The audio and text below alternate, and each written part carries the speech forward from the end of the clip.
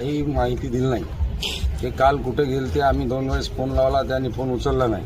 मी प्रभाग क्रमांक 4 मधून अपक्ष उमेदवार आहे अर्थात कादरी, आणि मला त्यांनी अगोदर 15 दिवस अगोदर या आघाडीमध्ये घेतलं होतं की बाबा तुम्ही या आमच्या संग, आम्ही आपण सगळं मिळून प्रचार करून फॉर्म मी ठेवणार आहे. मी त्यांना विचारलं, साहेब तुम्ही फॉर्म ठेवणार असाल तरच आम्हाला घ्या.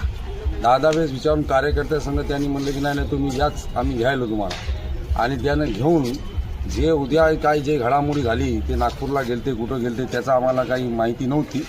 आणि त्यांना 2-3 वेळेस आम्ही प्रत्यक्ष त्यांना फोनवर साधण्याचा प्रयत्न केला, परंतु ते भेटले नाही आम्हाला. आणि आल्यानंतर आम्हाला नंतर 6 वाजता कळालं की त्यांनी माघार घेतली म्हणून. आणि आता ती माघार कशी घेतली आणि का आम्हाला विश्वासात कोणत्याही उमेदवार जे अपक्ष उमेदवार होते आम्ही त्यांचे सगळं पोस्टर छापले, हे केले ते केले, त्यांनी सगळं आम्ही प्रचार सुरू केला होता. अचानकपणे त्यांनी आणि या जे निर्णय घेतला या निर्णयात आम्हाला विश्वासात न घेता, दुसरी गोष्ट अशी आहे की यांनी काय तडजोड केली, ही तडजोड कशा प्रकारे झाली, कोण केली, याच्या मागे सूत्रधार कोण आहे की ज्यांनी ही तडजोड केली, पैशाची केली, काय तडजोड झाली असा तुमचा आरोप? आता हे त्यांना काय आश्वासन दिलं काय किंवा पैशाची झाली काय झाली ती आता त्यांना माहिती आहे, परंतु ही काहीतरी तडजोड घेतल्याशिवाय कोणी माघार घेत नाही.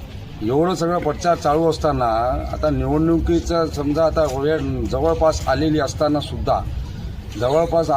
असताना या लोकांनी जे खेळ खेळला, ते खेळ मांडला, या पक्षातून त्या पक्ष, त्या पक्षातून त्या पक्ष.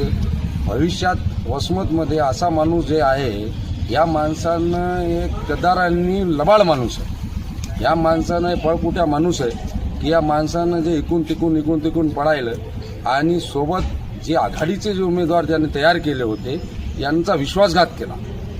वसमतची जनता या अशा माणसाला कधीच विसरणार नाही.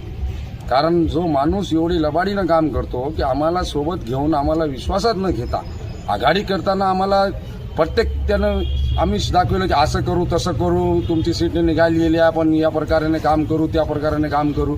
आणि जेव्हा तोंडावर निवडणूक आल्यानंतर आता समोर येऊन ते माणूस जे तर एकदम अचानक हा निर्णय घेतो. आणि मी एक उमेदवार असल्यामुळे माझ्या संग माझे जे कार्यकर्ते आहेत ते सगळे कार्यकर्ते बी खूप अस्वस्थ झालेले आहे की अशा प्रकारे या धोका देणाऱ्या माणसाला वसमतची जनतानं कधीच माफ करू नये. माझं एक असं शब्दामध्ये क्लिअर बोलणं आहे की बाबा हे असे माणसं जे आहे तर एक तर समाजाला बी घातक आहे आणि दुसऱ्यालाही घातक आहे. कारण या लोकांनी खूप असं काम केलेलं आहे की बाबा जे आम्ही इतकी आकांक्षा अपेक्षानं जे काम करायलो वसमतमध्ये प्रभागामध्ये, त्यांच्यासाठी मत मागण्यासाठी गेलो आणि एवढं काम करून सुद्धा अचानकपणे त्यांनी हा निर्णय घेतला. तुमची आणि तंत्र नाही. मी आज आलो होतो बोलायसाठी, परंतु मला 10-15 मिनिटं